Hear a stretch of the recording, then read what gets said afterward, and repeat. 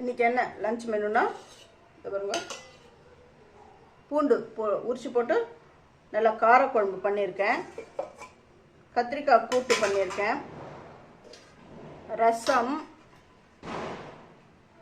சாதம், நெய். இதுதான் எங்கள் வீட்டில் இன்றைக்கான லஞ்ச் மெனு. இதெல்லாம் எப்படி பண்ணுறது அப்படிங்கிறத இந்த வீடியோவில் பார்க்கலாம். வாங்க வீடியோக்கு போகலாம்.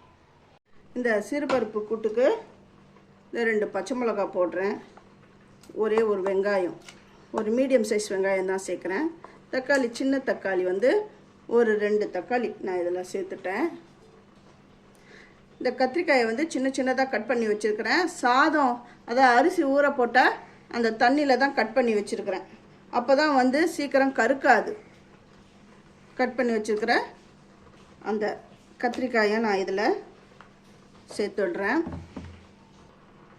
இந்த சாம்பார் பொடி 1 ஸ்பூன் சேர்க்குறேன். ஏன் 1 ஸ்பூன் சேர்க்குறேன்னா, காஞ்ச மிளகா விட்டு தான் இதை தாளிக்கணும்.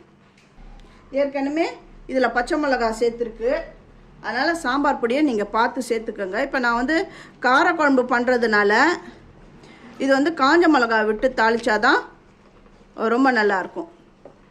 இது வந்து 1 விசில் வந்தால் போதும். ஏன்னா சிறுபருப்பு வந்து சட்டுன்னு வெந்துடும். அதேமாதிரி கத்திரிக்காயும் நல்லா வெந்துடும். ரொம்ப விட்டிங்கன்னா அந்த குழஞ்சி போயிடும். 1 விசில் வந்தால் போதும்.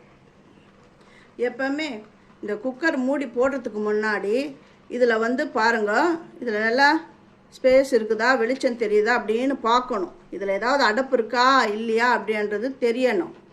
அதனால் இந்த சந்து வழியாக அப்படியே பாருங்க, நல்லா அந்த வெளியில் வெளிச்சம் தெரியுதா பார்த்துட்டு அதுக்கப்புறம் தான் இப்படி மூடணும்.